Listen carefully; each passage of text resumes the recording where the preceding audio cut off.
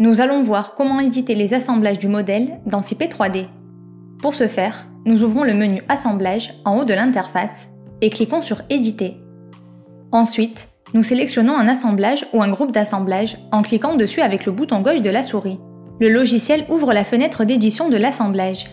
Tout d'abord, nous pouvons activer la case supérieure pour écrire une référence pour l'assemblage sélectionné.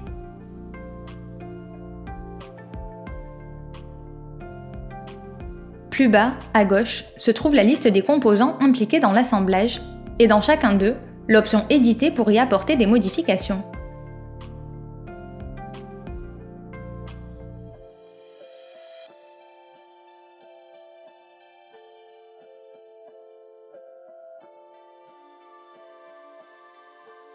Une visualisation tridimensionnelle de l'assemblage est affichée dans la zone centrale. Chacun des composants indique sa référence et la section du profilé pour l'identification. Dans la colonne de gauche de cette visionneuse se trouvent des vérifications pour gérer la visibilité des éléments de l'assemblage.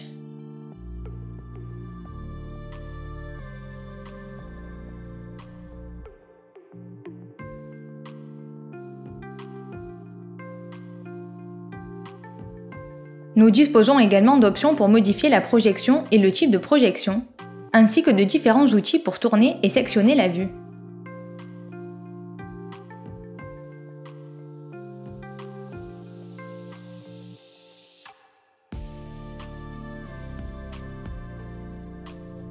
En bas, nous pouvons voir la liste des incidents dans l'assemblage. Parmi les alertes possibles, le logiciel indique si l'assemblage n'a pas été défini, s'il y a des erreurs de définition dans l'un des composants, ou s'il n'y a pas d'incident.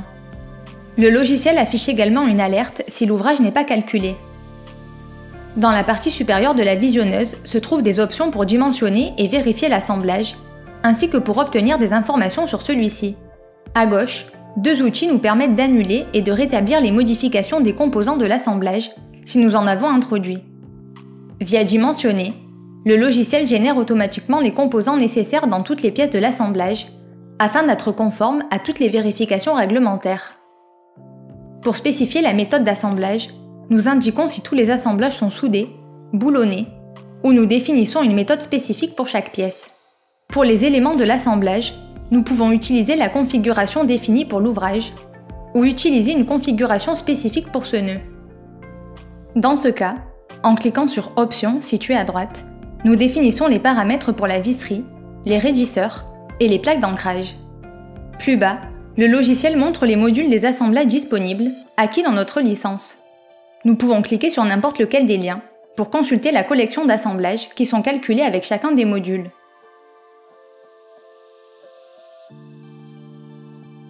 Puis, nous acceptons pour effectuer le dimensionnement. Le logiciel nous demande si nous voulons voir la liste complète des vérifications effectuées sur tous les éléments de l'assemblage. Nous pouvons également obtenir ce récapitulatif détaillé en cliquant sur le bouton Vérification en haut de la visionneuse, qui permet de vérifier les éléments de l'assemblage tel qu'il est défini à ce moment-là. Dans la fenêtre surgissante qui apparaît après avoir cliqué sur le bouton, nous pouvons sélectionner chacun des éléments de l'assemblage dans la colonne de gauche. Ensuite, dans la partie supérieure droite, les vérifications effectuées sur cet élément sont listées, en indiquant dans leur état s'ils sont conformes ou non, et la zone dans laquelle ils se trouvent. En cliquant sur chacune des lignes, nous obtenons le récapitulatif détaillé de chaque vérification dans la visionneuse du bas, y compris une référence à la norme et au développement du calcul. De cette façon, nous pouvons consulter s'il y a un élément de l'assemblage qui ne vérifie aucune vérification. Dans ce cas, nous pouvons les modifier et vérifier à nouveau l'assemblage. En haut à droite, nous avons la possibilité de voir la liste complète de l'assemblage. Grâce aux options correspondantes, nous pouvons partager, exporter dans différents formats ou imprimer les informations. Le bouton suivant permet d'obtenir un récapitulatif complet du nœud.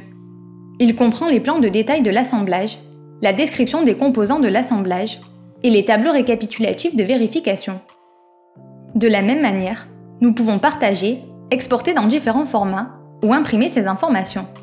Plus à droite, l'option Détail permet d'obtenir une vue précise du détail de l'assemblage.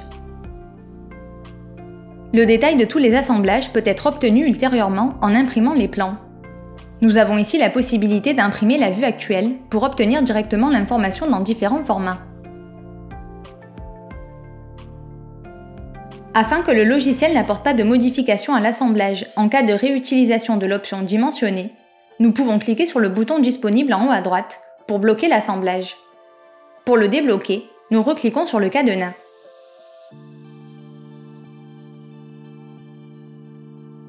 Enfin, après avoir cliqué sur Accepter, nous revenons à l'interface générale du logiciel. Les assemblages sont dessinés dans des couleurs différentes, selon qu'ils soient conformes ou non aux vérifications.